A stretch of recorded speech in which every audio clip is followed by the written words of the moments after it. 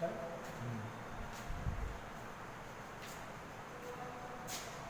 Morning प्रिय बच्चों, हम ऑनलाइन क्लासेस के जरिए आज आपको इंटरमीडिएट में इतिहास के बारे में बताना कर रहे हैं। जैसा कि कल हमने आपको बताया था हड़प्पा सभ्यता के बारे में, ईंट, मनके और अस्थियां के बारे में आपको बताया था और उसके आगे का टॉपिक आज बताऊंगा। कल मैंने आपको बताया था कांस्य सभ्यता क्या है, हड़प्पा सभ्यता क्या है और इसकी विशेषताएं क्या है, उसकी शुरुआत कब हुई। आज आपको बताऊंगा कि हड़प्पा सभ्यता में जो हमारी कला है वो किस प्रकार से है। कला का मतलब, चूंकि इतिहास प्राचीन बातों को बताता है और वो परंपरा के आधार पर जो हमारे साक्ष्य हैं, चाहे ईंट हो, चाहे मनके हो, चाहे अस्थियां, उत्खनन के बाद जो हमारे सामान मिले हैं, वास्तु सामग्री मिली है, वो अपनी प्राचीन सभ्यता के बारे में बताती है। क्योंकि किसी भी चीज़ की जानकारी हमको लेख के माध्यम से मिलती है। लेख, तो लेख जहाँ तक बात आती है, हड़प्पा सभ्यता में लेख की सूचना कैसे मिलती है। लेख को ऐतिहासिक भाषा में लिपि कहा जाता है। क्या कहा जाता था? लिपि कहा जाता था। तो चूंकि सिंधु घाटी की सभ्यता हड़प्पा सभ्यता है, हड़प्पा की सभ्यता को कांस्य युग कहा जाता है। कांस्य युग को सबसे प्राचीन सभ्यता के रूप में देखा जाता है और उसकी जो है पद्धति जो आती है मेसोपोटामिया की तरह, मेसोपोटामिया की तरह जो है सिंधु घाटी के किनारे लिपियों की जानकारी जो मिली, वो इसका आविष्कार जो हुआ वो 1853 के लगभग हुआ। कब हुआ? 1853 ईस्वी के लगभग इसका पता लिपि के बारे में, सिंधु लिपि के बारे में। और ये जो उत्खनन के बाद प्राप्त हुई, इसका विकास जो हुआ वो 1923 ईस्वी के समय, 1923 ईस्वी के लगभग हड़प्पा सभ्यता की लिपि के बारे में जानकारी हमको प्राप्त हुई। अधिकांश अभिलेख जो हमको मिलते हैं वो उत्खनन से प्राप्त स्रोत बताते हैं। इस काल के अभिलेख जो मिले हैं वो मृत मुद्राओं में मिले हैं, मिट्टी की मुद्राओं में मिले हैं, जिसमें 2-4 शब्द प्राप्त होते हैं। मिट्टी की मुद्राओं में जो 2-4 शब्द प्राप्त होते हैं वो लेखन कला के बारे में बताते हैं। तो जानने की बात यह है कि जो खुदाई की गई, जहाँ पर मृदुभांड मिले, उसमें जो लेख मिले हैं वो लिपियों को बताते हैं।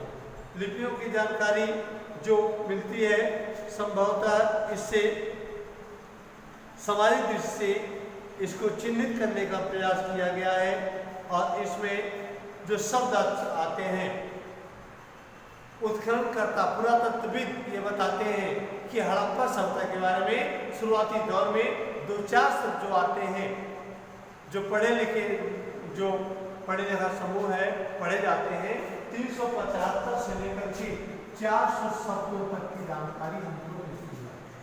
375 से 400 शब्द हमको इस काल के बारे में प्राप्त होते हैं, जो अपनी प्राचीन सभ्यता को बताते हैं। और अक्षर जो है किसी ध्वनि, भाव या वस्तु की सूचना देते हैं। ध्वनि, भाव या वस्तु, जैसे कोई सामान है, सामान को किस रूप में बताया जाता है, ये लिपि बताती है। कोई सामान, चाहे वह खाद्य सामग्री हो, चाहे उसके बर्तन हो, चाहे हमारे औजार हो, वो उसकी सूचना देते हैं।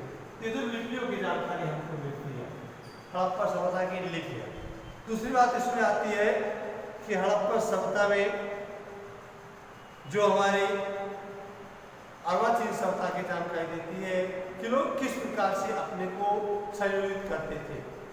सामाजिक व्यवस्था की जानकारी वहाँ के अष्टांगार देते हैं। प्राचीन अष्टांगार हमको नगरीय सभ्यता की जानकारी देते हैं और ये अपनी लिपियों से संबंधित जानकारी प्रदान करते हैं।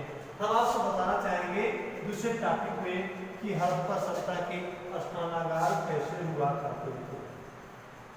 स्नानागार, क्योंकि ये नगरीय सभ्यता मानी जाती है तो इसमें खुदाई के बाद जो हमारी इमारतें मिली हैं उसमें बड़े चौकोर स्नानागार प्राप्त होते हैं और इसमें स्नानागार जो मिले हैं इसकी लंबाई, चौड़ाई और गहराई एक आयत मिलती है और इस जो आकार प्रारूप इसका मिलता है विशाल स्नानागार मिले हैं।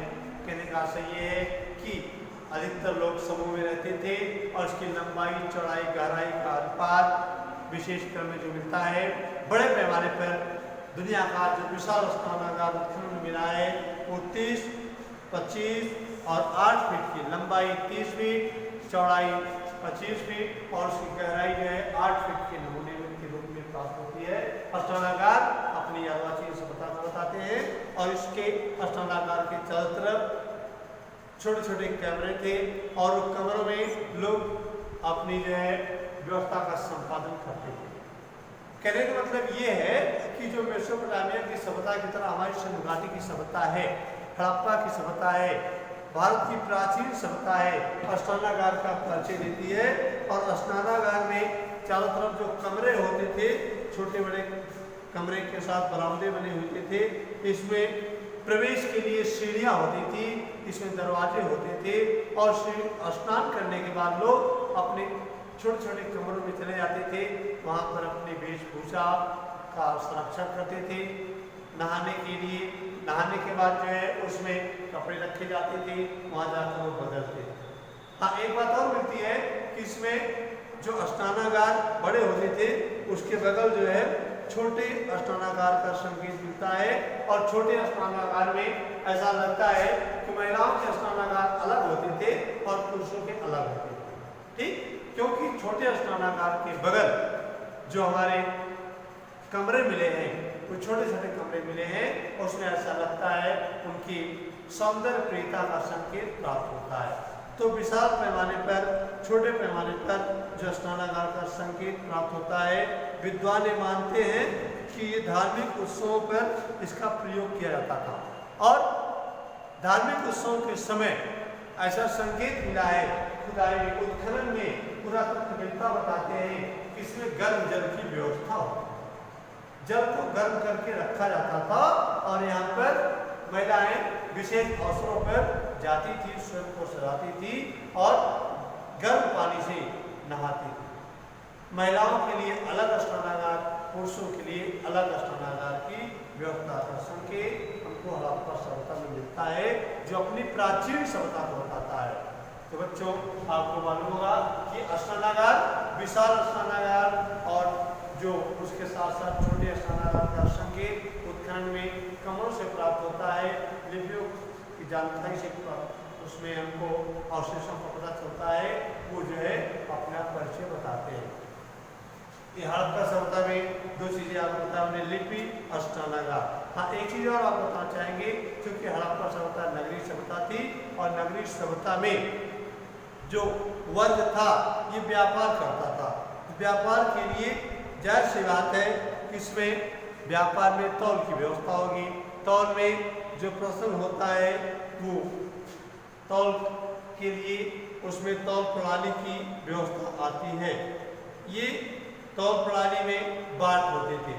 तो एक यहाँ पर टॉपिक आता है कि ये तौल प्रणाली का स्वरूप क्या था। तो थोड़ा सा बताना चाहेंगे कि हड़प्पा सभ्यता में तौल प्रणाली का स्वरूप जो आता है ये लिखित पैमाने पर आता है और इसमें बाट मिलते हैं। बाट जो है ये मानदंड के अनुसार होते थे। द्विआधारी मानदंड होता था, 2, 4, 8, 16, 32 इस तरीके से 2 से लेकर के 800 तक का मानदंड होता था और उसमें व्यापार किया जाता था। और ये मानदंड के अनुसार जो है बड़े लोग धातु निर्मित जो धातुओं के तराजू होते थे, उसके पल्ले बनते थे और बाट बनाए जाते थे। बाट का प्रयोग किया जाता था। बड़े से लेकर छोटे बाट होते थे। छोटे बाट आभूषण और मटकों के तौलने के लिए किए जाते थे। बड़े बाट जो है ये अनाजों की तौल प्रक्रिया में अपनाए जाते थे। तो ये नगरीय सभ्यता की जानकारी आपको हड़प्पा सभ्यता देती है। तो प्रिय बच्चों, आज आपको हमने 3 टॉपिक बताया, जिसमें हड़प्पा लिपि के बारे में बताया, विशाल स्नानागार के बारे में बताया और व्यापार को संयमित करते हुए इसमें तौल व्यवस्था के बारे में बताया। ये जो है नगरीय सभ्यता की जानकारी प्रदान करती है। तो कल आपको इसके आगे बताएंगे। आज का क्लास बस यहाँ तक। Thank you.